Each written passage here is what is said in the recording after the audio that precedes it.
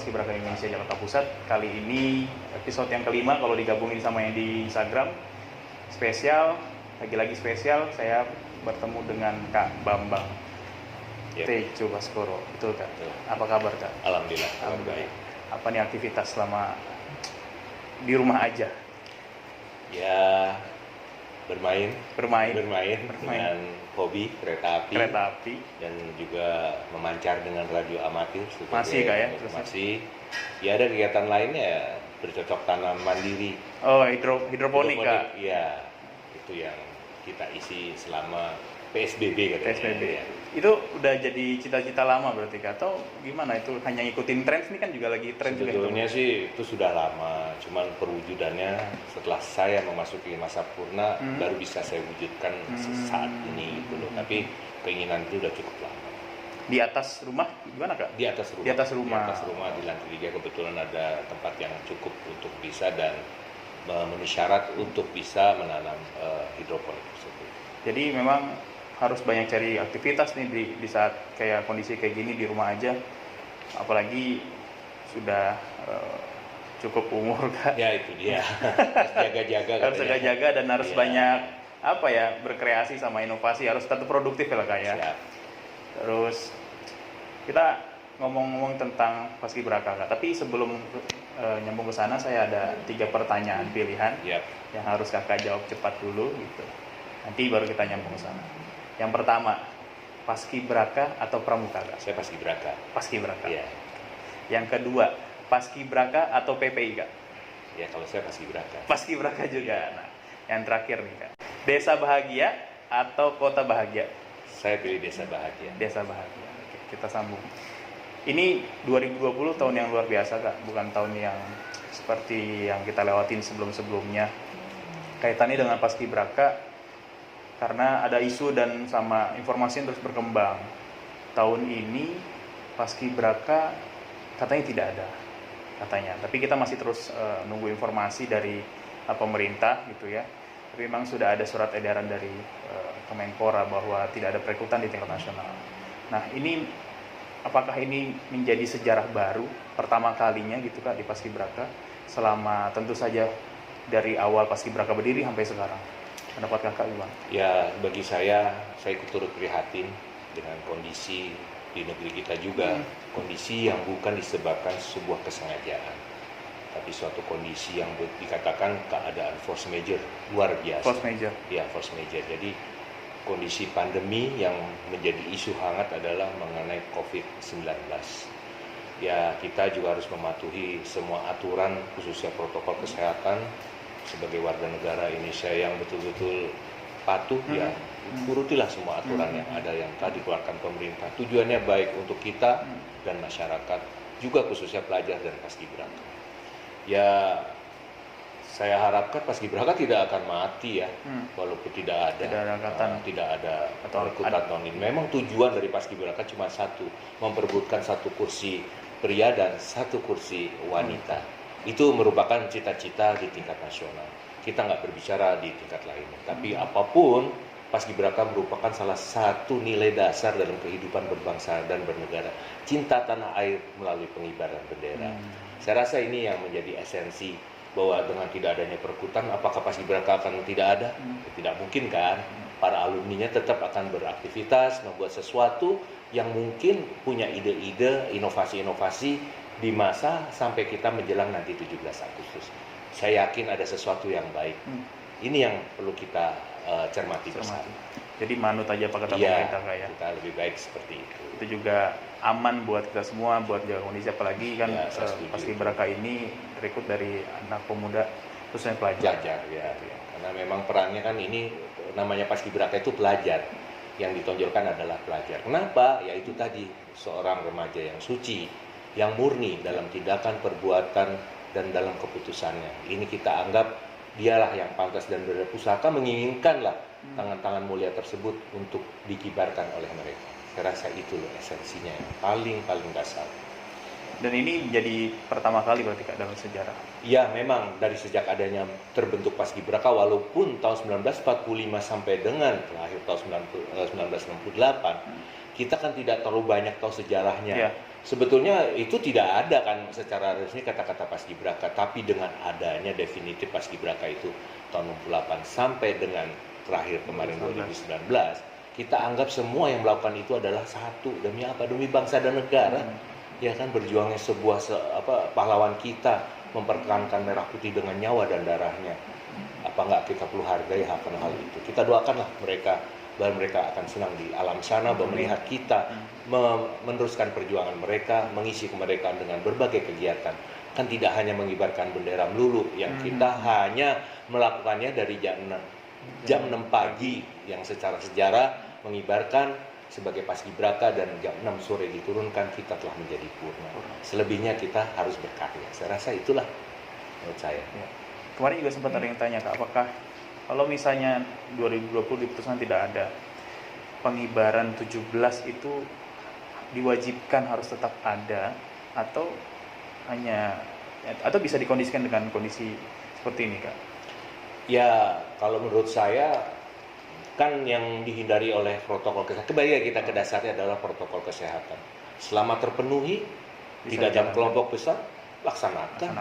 Toh cuman ada seorang pengibar kan, tiga pengibar, ya kan, yang membawa bendera satu. Saya rasa itu nggak ada masalah kan, bisa dilaksanakan. Cuman betul-betul mematuhi aturan protokol kesehatan. Dari arti kata, semua daerah tersebut betul-betul pada waktu pelaksanaan jangan sampai terkontaminasi. Saya rasa ini tidak ada masalah. Kan itu tidak pernah bisa berubah, sejarah 17 Agustus itu merupakan kebanggaan nasional, kebanggaan bangsa ini, memperoleh kemerdekaan. Wajib diperingati, dan kita sebagai pelajar ya wajib juga kita menyiapkan diri. Iya, jadi mau ada atau tidak ada kita siap gitu loh. Yang penting kan keputusan para pemangku kepentingan nih, ya bagaimana mereka akan melakukan suatu keputusan, kita tunggu saja. Saya yakin ada keputusan terbaik di belakang ini semua. Jadi manut saja sama siap sedia, Kak, ya? Iya, yang penting kita siap lah.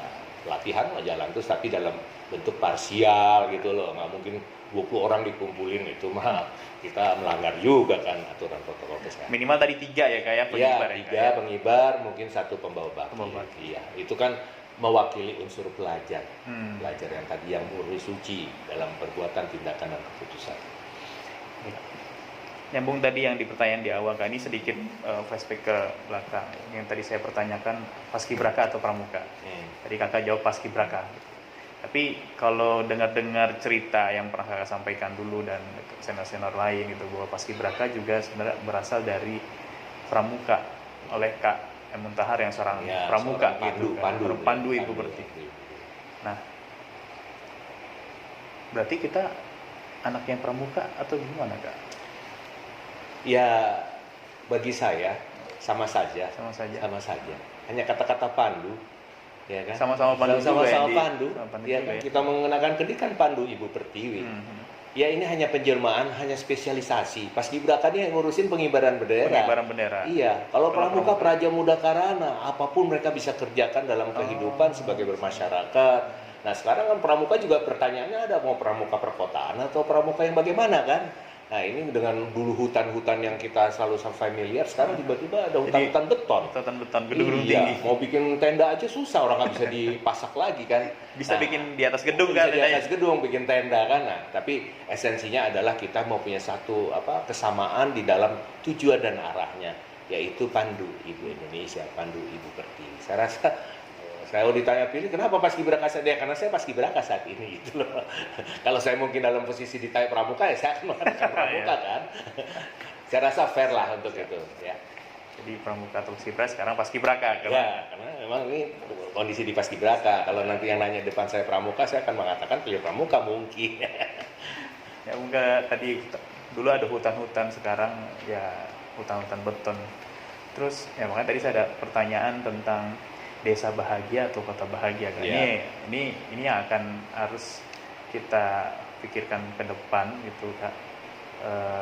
Bagaimana menyesuaikan konsep pelatihan Paskibraka untuk masa depan?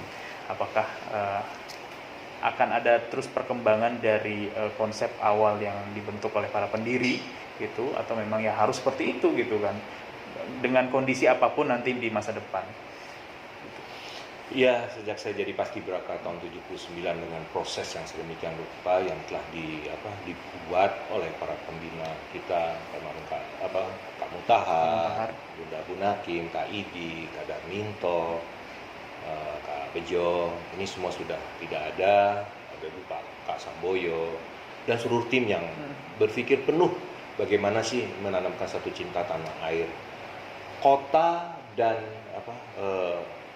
desa bahagia, kota dan desa. Hanya masalah tempat kan itu, masalah tempat. Konsep nilai dasar itu tidak berubah. Ingat, konsep nilai dasar tidak berubah. Cuman polanya ini bagaimana bisa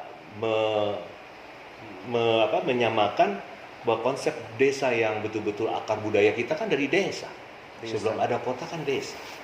Ya, masyarakat kita yang penuh dengan gotong royong, ramah tamah, saling menyapa, itu kan luar biasa di masyarakat pedesaan dengan alam yang permai. Indonesia dengan alam yang indah dan permai.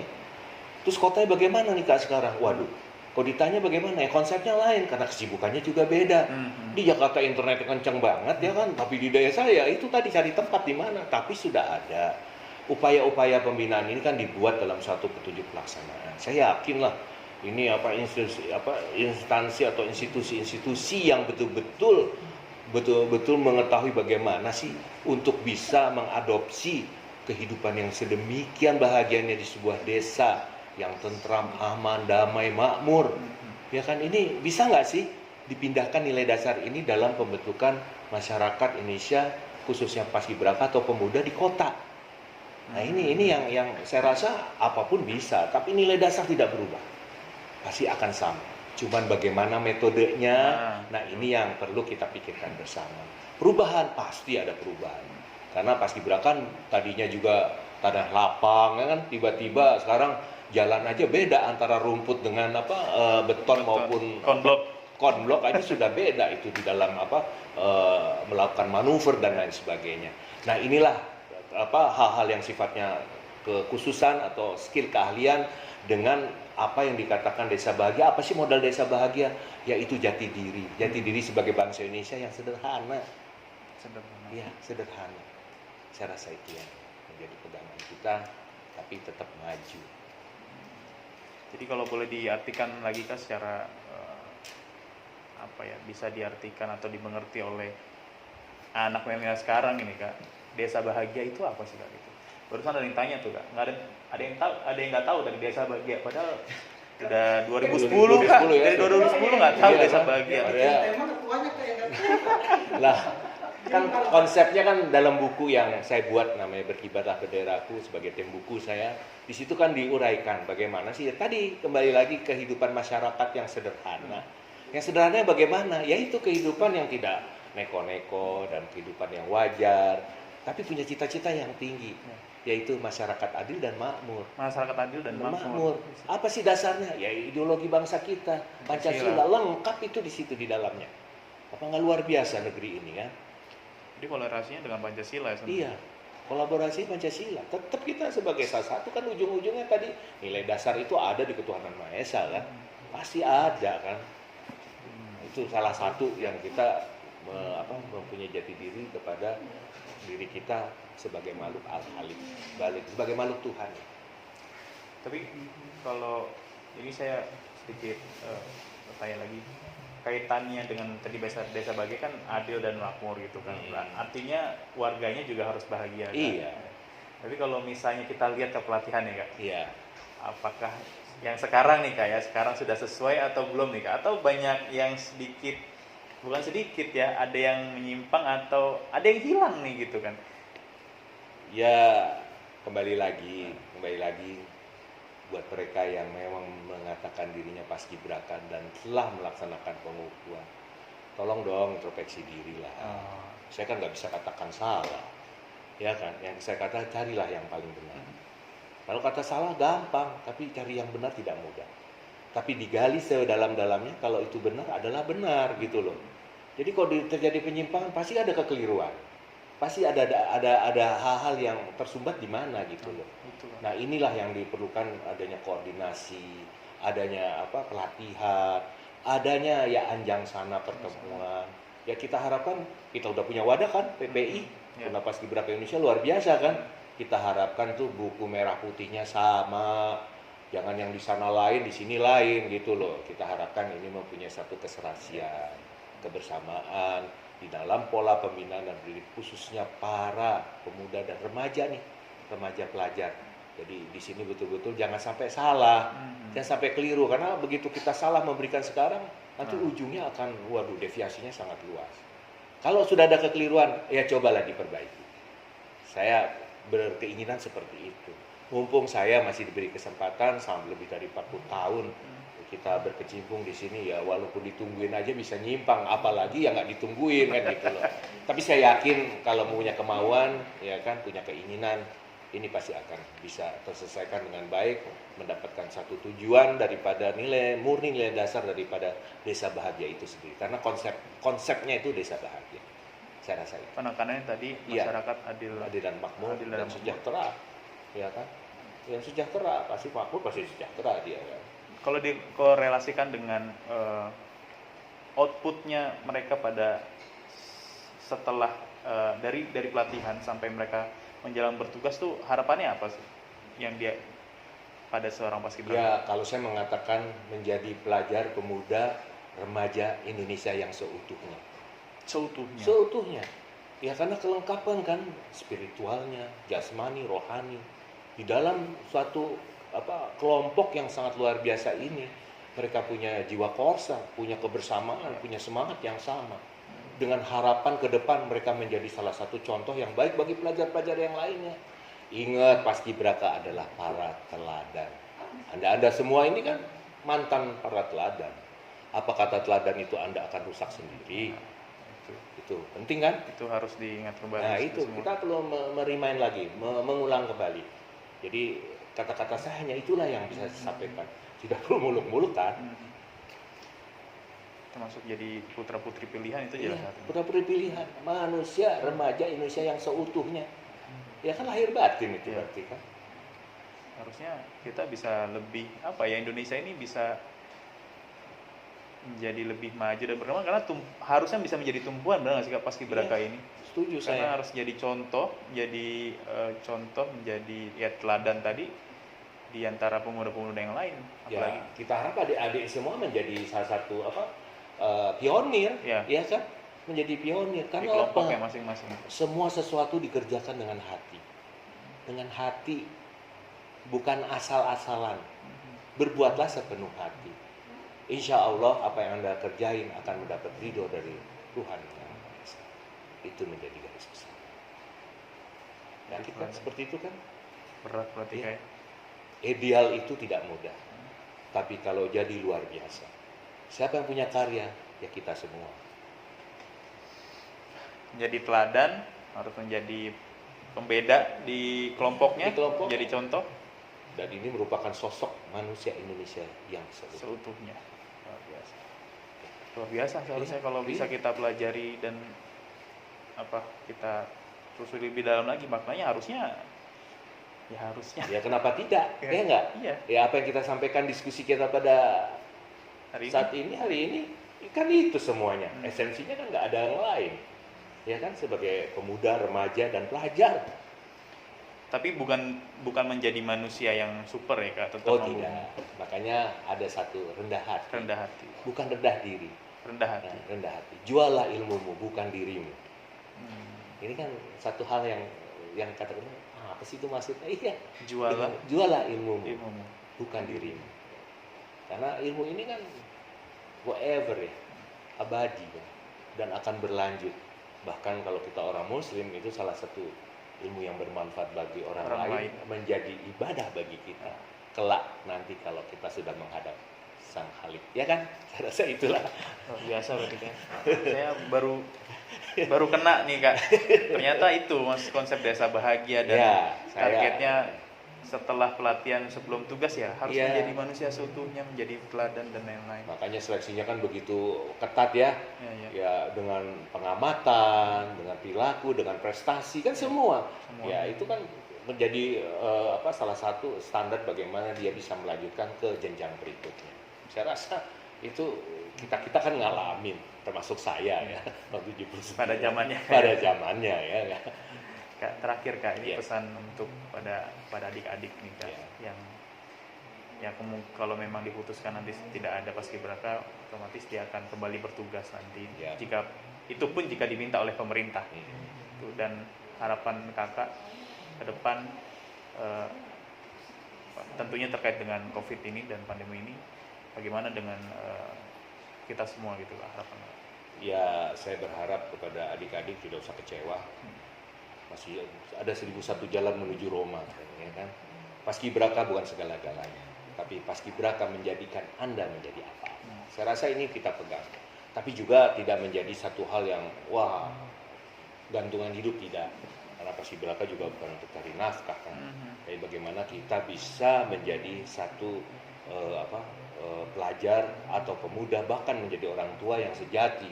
Kata-kata sejati ini susah loh, ya kan? Hanya orang yang bisa menilai, bukan saya sejati kan nggak mungkin. Tapi saya yakin adik-adik di dalam hal ini, satu yang paling pokok adalah perhatikan aturan-aturan yang telah dikeluarkan oleh pemerintah, yaitu protokol kesehatan, karena ini memang ditekankan saat ini. Jadi belajarlah yang baik, karena tugas pokok sebagai pelajar ada satu, belajarlah dengan baik. Tututlah ilmu setinggi bintang di langit seakan-akan engkau hidup beribu-ribu tahun. Jadi jangan ada putus semangat, tetap menyiapkan diri, berlatih. Kalau memang itu menjadi keputusan yang paling baik, itu juga terbaik buat kita. Kalau itu harus dilaksanakan, kita sudah siap. Saya rasa segala sesuatunya kita bertempur kan, harus menyiapkan diri. Tidak bertempur pun dalam keadaan damai, kita juga harus menguatkan diri.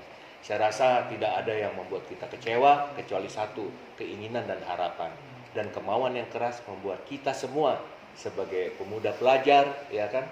Nah, ini menjadi satu spirit kita untuk keberhasilan di masa yang datang.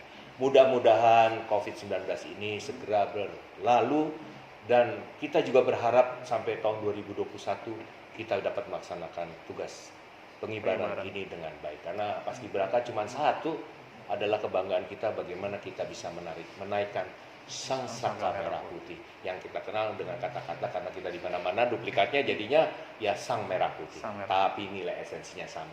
Kita mengibarkan bendera pusaka. Saya rasa itu menjadi kebanggaan diri kita, kebanggaan sekolah, kebanggaan orang tua, juga masyarakat.